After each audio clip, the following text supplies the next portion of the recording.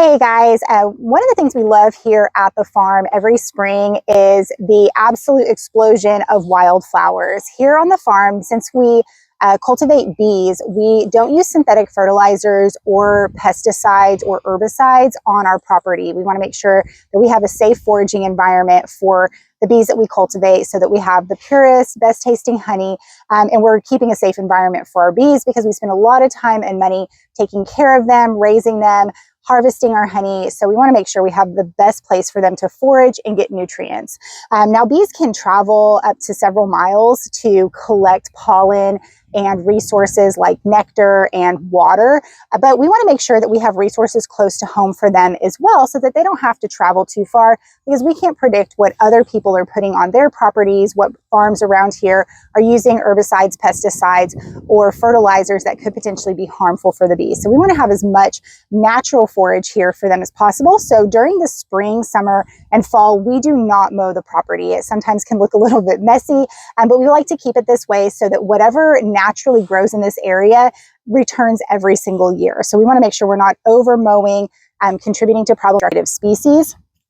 So these are a few of the wildflowers that grow here on the farm. So one of them, this one is one of my favorites. This is our Texas state flower, which is the bluebonnet. So these bluebonnets came up the first time in our field last year. We didn't plant any seeds. We didn't do anything to cultivate them. So we're assuming either seeds were blown on the wind or carried by some other animal that came to our field and did a little bit of grazing or foraging. So we're really thankful for that because these weren't planted.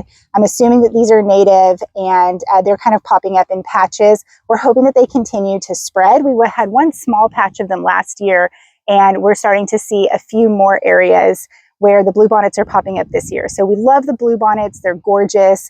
Of course, we will not be mowing this area, so we'll be able to enjoy them until the blooms finally die and involute and produce seeds.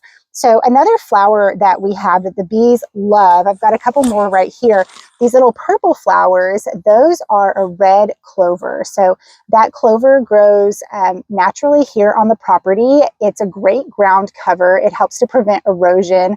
The horses will nibble on it some, but they don't eat lots of it. So it creates large patches of forage for the bees. The bees love it. So as more and more of it blooms, we'll start to see bees foraging. Right now, we don't see bees foraging because it's close to sunset, and this is the time of day when they start returning back to their hives so that they can prepare for nighttime.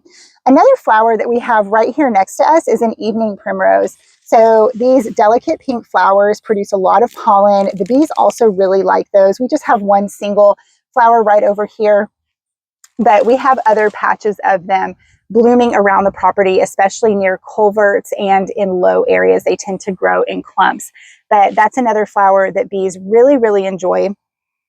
So this is just a few of the flowers that we have here on the property. We have a few yellow flowers over here behind me. I'm not quite sure what these are. I'm going to have to look them up. It's been a little while since I memorized all of my Texas wildflowers, so I can't quite remember what this particular flower is, but I'll be looking that one up, and once I figure out the name of it, I will show it to you guys.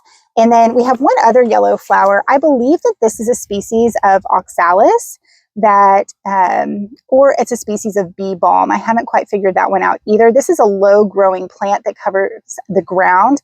It grows really close to the ground, just like the clover does. So I'm not sure if it's a species of clover or if it's some kind of native bee balm, but that's another one that I will be looking up. So once I figure out the names of those two flowers, I will share them with you because we love to know what's growing out here naturally on the property, what we're able to cultivate and protect for not just our bees, but other native pollinators and migratory pollinators.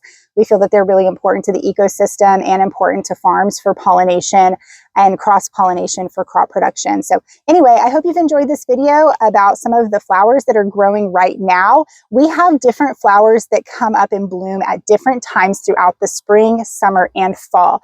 So if you guys enjoy hearing about the different flowers that bloom here on the farm, I would love to bring you more videos about them. If you have any questions about what else is here, I would love to take you on some more adventures and show you some of the unique flora that grows here on White Mule Farm. So thanks for tuning in. I hope you like and subscribe so that you can get all of our upcoming videos, and I would love to hear your comments and maybe what are some of the native wildflowers that grow on your property and what you think about that. So leave your comments below. I'd love to hear back from you. In the meantime, take care, have a great day, and we'll see you next time here at White Mule Farm.